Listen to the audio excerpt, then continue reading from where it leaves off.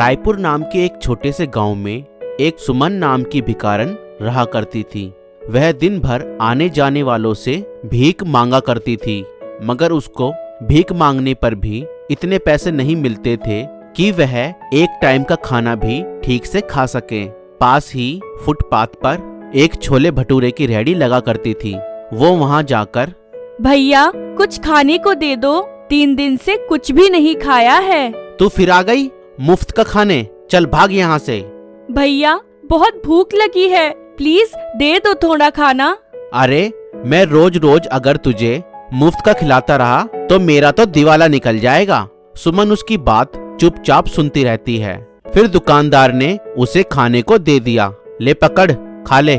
और सुमन के पास जितने पैसे थे उसने वह पैसे दुकानदार की रेहड़ी पर रख दिए। फिर वह फुटपाथ के किनारे पर बैठकर खाने लगी। पिछले 8 महीनों से सुमन इसी प्रकार अपना गुजारा कर रही थी, मगर 8 महीने पहले उसकी हालत ऐसी नहीं थी। 8 महीने पहले वह भी एक आम लड़की की तरह अपने पिता राकेश के साथ हंसी खुशी रहा करती थी। सुमन के पिता राकेश एक फैक्ट्री में सिक्योरिटी गार्ड की नौकरी किया करते थे और अच्छा खासा कमा लेते थे, मगर एक दिन हार्ट अटैक आने के कारण उसकी मौत हो गई। सुमन की माँ तो उसे पैदा करते ही चल बसी थी और अब उसके पिता के मरने के बाद वह अपने चाचा चाची के साथ रहा करती थी, मगर उसके चाचा चाची सिर्फ नाम के ही उसके रिश्तेदार थे। उसके पिता के मरने के बाद उन्होंने कुछ दिन सुमन को अपने पास रखा। उसके बाद वह उसके साथ नौकरों जैसा व्यवहार करते और उन्होंने सुमन की जिंदगी नरक कर दी। चाचा चाची के लिए सुमन एक मुफ्त की नौकरानी थी। वह उससे दिन भर बहुत काम कराते थे और बचा कुचा भोजन उसे देते थे। एक दिन की बात है, उसकी चाची ने 2 दिन पुरानी बासी रोटी उसके आगे डाल दी। चाची थोड़ा अचार ले लूं? हाँ ले ले अचार। तू कहे तो पूरी छनवा दूं या पुलाव बनवा दूं? अरे ना, उससे क्या होगा, बिरयानी बनवा देती हूँ। जो मिल रहा है चुपचाप खा ले, वरना भूखी मर। सुमन के पिता के रहते हुए उसे किसी चीज की कमी कभी नहीं हुई, मगर पिता के मरने के बाद तो जैसे मुसीबतें और दुख उसकी सहेली बन गई थी। एक दिन सुमन की तबीयत बहुत खराब थी, फिर भी वह अपने चाचा चाची के डर से घर का काम कर रही थी और अचानक वह चक्कर आने के कारण बेहोश होकर गिर गई। फिर भी उसकी चाची को उस पर दया नहीं आई। उसके चाचा के आने पर उसने उससे कहा, सुनो जी, अपनी भतीजी को समझा दीजिए, मैं दिन भर काम करती रहती हूँ और यह किसी महारानी की तरह आराम, और खाने में चाहिए इसे 56 भोग। अगर ऐसा ही चलता रहा तो मैं चली अपने मायके। उसकी चाची की बात सुनकर उसके चाचा का पारा हाई हो गया और उसने बुखार में भी सुमन को बहुत मारा। नहीं चाचा, चाचा नहीं चाचा, नहीं चाचा मत मारो चाचा, नहीं। और उसके चाचा चाची को उस पर बिल्कुल भी दया नहीं आई। उसी रात सुमन ने एक बड़ा फैसला किया कि अब मैं यहाँ नहीं रहूंगी और यहाँ से भाग जाऊंगी। उसी रात वह अपने चाचा चाची के घर से भाग निकली। उसे रेलवे स्टेशन पर एक रेल खड़ी मिली और वह उस पर चढ़ गई और वह रायपुर गांव में आ गई और तब से यहाँ इसी प्रकार भीख मांगकर अपना गुजारा कर रही है। एक रात जब करीब 11 बजे थे और सड़क पर आने जाने वाले आना जाना बंद कर चुके थे, तब बहुत जोर से बारिश आई और सड़क पर सो रही सुमन बारिश में भीगने लगी। तब वह बारिश से बचने के लिए बस स्टैंड के नीचे जाकर खड़ी हो गई। तभी 2 आदमी रमेश और सुरेश बाइक पर बरसात में भीगते हुए बारिश से बचने के लिए बस स्टैंड पर आए। वह दोनों नशे में धुत थे। उनकी नजर सुमन पर पड़ी और सुमन उन्हें देखकर डर गई। वह दोनों सुमन को अजीब नजरों से घूरने लगे।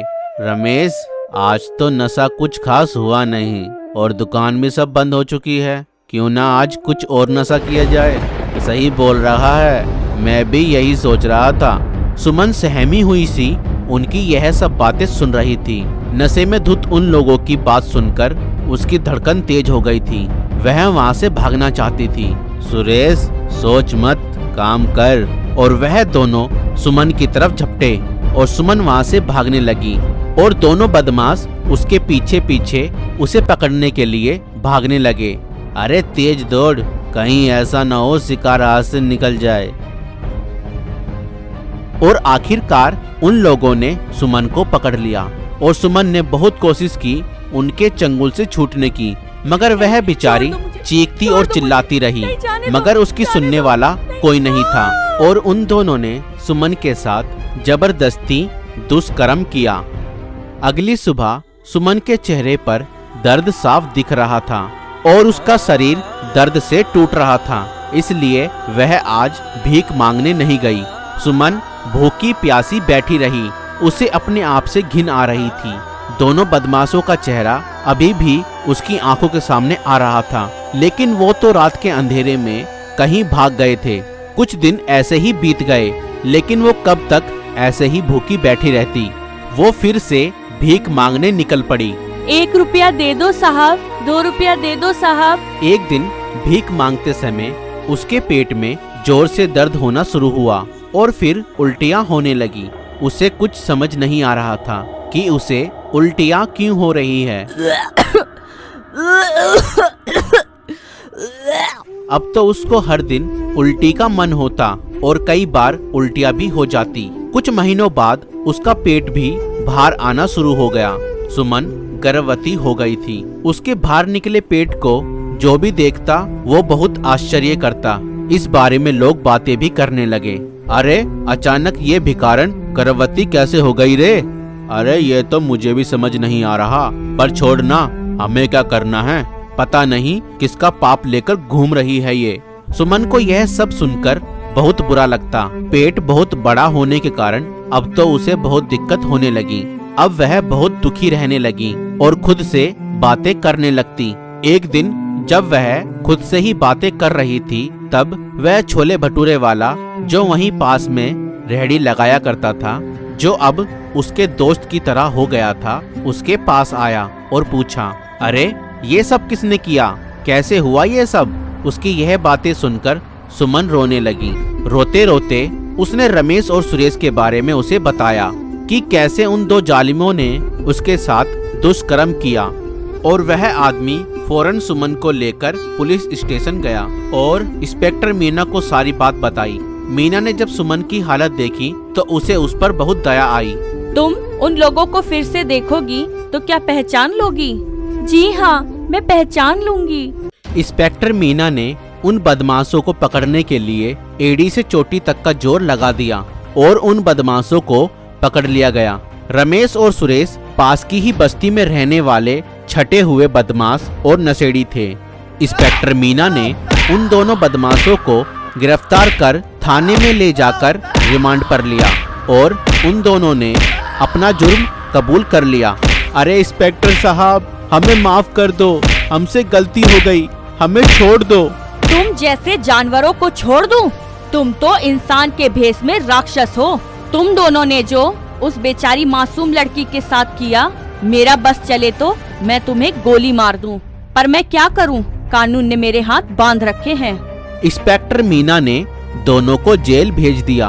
उन दोनों पर मुकदमा चला और उन दोनों को 10 साल की जेल हो गई। इंस्पेक्टर मीना सुमन को यह खुशखबरी देना चाहती थी, मगर ना जाने वह कहां गुम हो गई।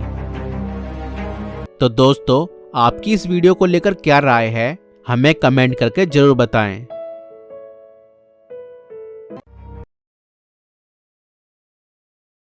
मीना और अमित एक दूसरे से बहुत प्यार करते थे और एक दूसरे के साथ काफी समय से थे। कि जब तक जीऊं मैं जीऊं साथ तेरे, फिर चांद बन जाऊं तेरी गली का। अरे अमित, अब हम दोनों कब साथ रहेंगे? आप मुझे शादी करके कब ले जाओगे अपने घर? बस एक बार मेरा करियर बन जाए। वो तो आप कर ही लोगे, मुझे आप पर पूरा विश्वास है। यह इतना आसान नहीं है मीना, मुझे बहुत बड़ा आदमी बनना है और बहुत पैसे कमाने हैं, फिर तुम्हें रानी बनाकर रखूंगा। अच्छा बाबा, ठीक है, मगर जल्दी करो, वरना मेरे पिताजी मेरी शादी कहीं और करवा देंगे। मीना, आज तो ऐसा बोल दिया, अगर दोबारा ऐसा बोला तो मुझसे कभी बात मत करना। अरे बाबा, मैं तो मजाक कर रही थी। मैं क्या तुम्हारे बिना रह सकती हूँ? और हाँ, पापा ने आज तुम्हें मिलने के लिए घर बुलाया है, चलो मेरे साथ। तो तुम मेरी बेटी से प्यार करते हो और उससे शादी करना चाहते हो? जी अंकल। कितना कमा लेते हो? अब तक तो मैं अपनी पढ़ाई कर रहा था और पार्ट टाइम एक कैफे में काम कर रहा था, जहां मुझे गुजारे के लायक पैसे मिल जाते हैं। मैं अपनी बेटी की शादी ऐसे व्यक्ति से कराना चाहता हूं जो मेरी बेटी को सुखी रखे और उसकी हर ख्वाहिश और जरूरतों को पूरा कर सके और वह भूखी ना मरे। क्या तुम कैफे में काम करके मेरी बेटी को सुखी रख सकोगे और उसकी हर ख्वाहिश पूरी कर सकोगे? नहीं अंकल, मगर मैं वादा करता हूं कि मैं एक दिन बहुत बड़ा आदमी बनूंगा और आपकी बेटी को सुखी रखूंगा। ये मेरा आपसे वायदा है। बेटा, हमने दुनिया देखी है, सिर्फ बोलने से काम नहीं चलता। चलो ठीक है, मैं तुम्हें 1 साल का समय देता हूं। अगर तुमने इस 1 साल में 10 लाख रुपए कमा कर दिखाए तो मैं अपनी बेटी का हाथ तुम्हारे हाथ में खुशी से दे दूंगा। ठीक है अंकल, मुझे आपकी शर्त मंजूर है।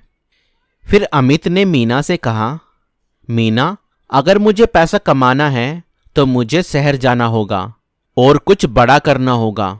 मेरा इंतजार करना, मैं जल्दी ही बहुत सारे पैसे कमाकर वापस आऊंगा और फिर तुम्हारे साथ शादी कर लूंगा। हाँ अमित, मुझे आप पर पूरा विश्वास है। मैं आपका इंतजार करूंगी और आपके लिए भगवान से प्रार्थना भी करूंगी। और अमित शहर चला जाता है और वहां पर बहुत मन और लगन से काम करता है और अच्छे पैसे भी कमाने लगता है। और कुछ दिन ऐसे ही बीत जाते हैं और फिर एक दिन अमित के दोस्त का फोन आता है। अरे अमित सुन, बहुत ही बुरी खबर है तेरे लिए। अरे यार, मीना ने तो शादी कर ली। क्या? अरे ऐसा हो ही नहीं सकता, तुम झूठ बोल रहे हो। मीना मेरे सिवाय किसी और से शादी कर ही नहीं सकती। अरे पागल, उसने मुझसे वायदा किया है कि जब तक मैं गांव वापस नहीं आता वह मेरा इंतजार करेगी। अरे नहीं अमित, उसकी तो कल ही शादी हो चुकी है, मैं सच बोल रहा हूँ। और अब तू खुद को संभाल। और हाँ, सुना है उसका जो पति है बहुत पैसे वाला है और शायद इसीलिए उसके पिता ने उसकी शादी उस आदमी से कर दी होगी। और यह बात अमित को पूरी तरह तोड़ देती है और वह बहुत रोता है। अब समझ में आया कि मीना के पिता ने मुझसे मीठी मीठी बातें करके मेरे साथ धोखा किया है। और मीना, वो तो मुझसे प्यार के वायदे करती थी, उसने भी मुझे धोखा दिया। फिर अमित बहुत मेहनत करता है और शहर का सबसे बड़ा आदमी बन जाता है। जो दिल में भरा तूने, देखेगी उस ज़हर को। और फिर अमित मीना के हस्बैंड के कंपनीज को खरीदना शुरू कर देता है और इसी टेंशन के कारण मीना के हस्बैंड का देहांत हो जाता है और मीना की परिस्थिति बिगड़ने लगती है और वह काफी गरीब हो जाती है, क्योंकि ना तो अब उसके पास कोई कंपनी थी और जो कुछ भी बचा कुचा था वह बैंक वालों ने जब्त कर लिया था। और ऐसे ही फिर मीना की तबीयत खराब होने लगती है, मगर उसके पास इतने पैसे नहीं होते कि वह दवाइयाँ खरीद सके। वह अपनी बीमारी की हालत में अपने घर पर ऐसे ही पड़ी रहती है। फिर एक दिन वह अमित को फोन करती है। आज मेरी याद कैसे आई? मुझे छोड़कर किसी और से शादी की थी ना तुमने? तुझे पैसा प्यारा था ना? देख, आज वही पैसा तुझे मेरे पास लाया है। यह सब सुनकर मीना फोन काट देती है और अपने मन ही मन काफी रोने लगती है। और ऐसे ही फिर एक दिन मीना की मौत हो जाती है।